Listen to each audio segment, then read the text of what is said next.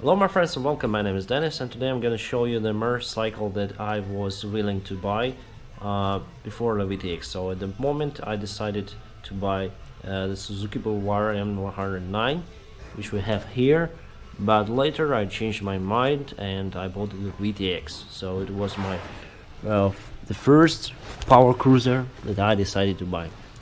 And we don't have the engine here, the engine is on repair.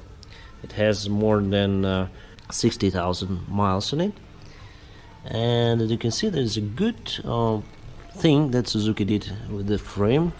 So you can simply remove the part. So you just remove this rod of the frame, and you can simply remove the engine. So it's a very nice thing on this motorcycle.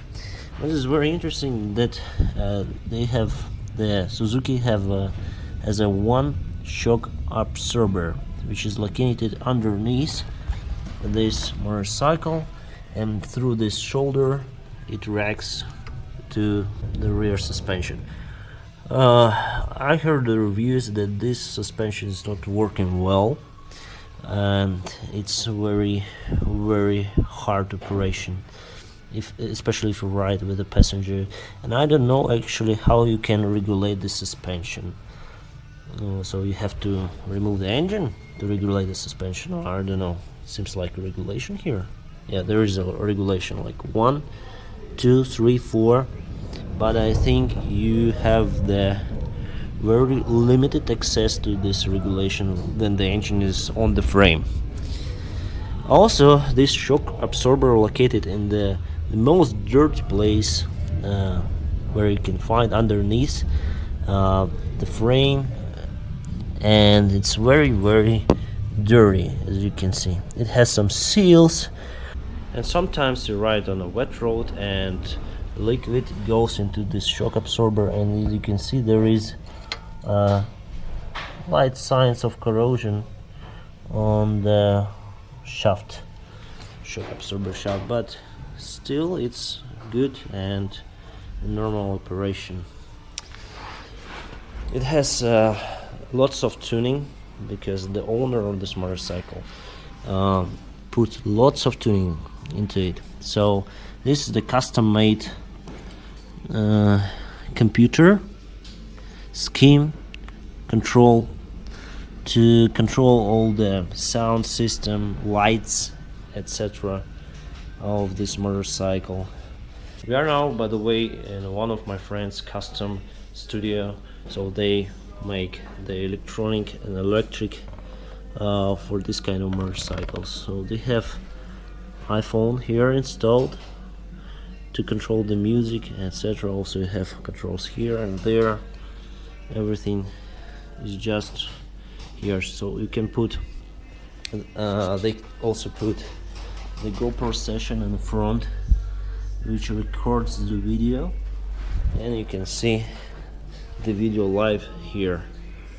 And also it's like a video recorder. Nice lights as well here, the same that I have on my motorcycle. Nice between, and it's of course custom made. The control bar is also Inex and custom made. Very nice motorcycle. The bags are also the custom. This bag I think went for, I don't know how you can open it. How to open it? I just opened the bag here, guys, and as you can see, we have amplifier and other stuff we need for the sound on this motorcycle. So if you want state-of-art sound system on your motorcycle, you need to have a lot of place. In this motorcycle, this whole bag goes for the sound, so you will lose the place for your baggage as well as for many things you can take on this bike. So that bag is for the baggage, and this one goes for the sound system. This motorcycle has the shaft drive as well as my VTX, so it was the first reason why I bought my motorcycle, because of this. Quite nice shaft in good condition. it is. Very similar to VTX. What I like in this motorcycle more compared to VTX is the rear wheel. It's very wide, so it's my hand, and it's very wide. There's a mid-cellar, more foam. 280, as you can see.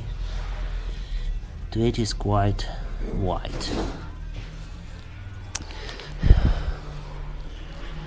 The brakes are less developed compared to the VTX.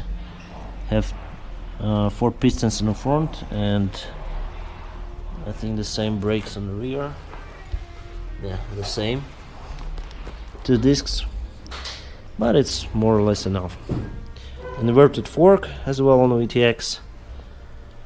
This motorcycle is as low as my VTX, so no difference. All the power cruisers are relatively low. So guys, that's the huge engine of this beautiful motorcycle M109 Suzuki Boulevard. And what had happened to it? Actually, the oil pump just stopped producing the pressure because the rod of it just cracked. So I think that's a weak part of this engine. What is very interesting that so we have still access to the camshaft here, and if you look at this cam, you can see that it's very narrow. It means it's good for the drag racing. If it will be more wider, well, it will be more better for the fast riding. For this is more like for the drag. I'm sure that on my VTX it's the same shape. I have 2 valves for exhaust and inlet as well, 2 valves. What is very interesting on this engine, it's quite unusual. There are 2 cam chains. So one cam chain is here, is going there, and another cam chain here. So one cam chain goes to the nut, and then again from another cam chain as well here. So it has 4 chains per all engine, 2 chains per cylinder. Valves are nice, well developed. The inlet is also good. The inlet of this motorcycle is very similar to the VTX. It's injector system, and I think there's no big difference with the VTX. Basically the same, quite the same engine. If you look at the cylinders, we have the ribs here. So this is my VTX, and we have the same ribs also. Maybe on my VTX the ribs are more developed, but as you can see, the black and white, the black and white as well as on Boulevard, and I think it's very beautiful looking. And now guys, I will show you what happened to this engine. As you can see, there is an oil pump here, and it has the rod. So this rod crashed, and this is the old oil pump, and you can see there's a crash there. So it just collapsed and stopped producing the oil pressure. That's why this engine is here and motorcycle is there. They are separate for a moment. And while replacing this oil pump, they changed all these chains, because more than 60,000 miles on this motorcycle is pretty enough for them for these chains.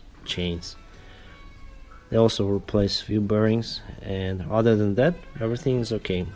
To say the cylinder was quite well, still quite well for this mileage.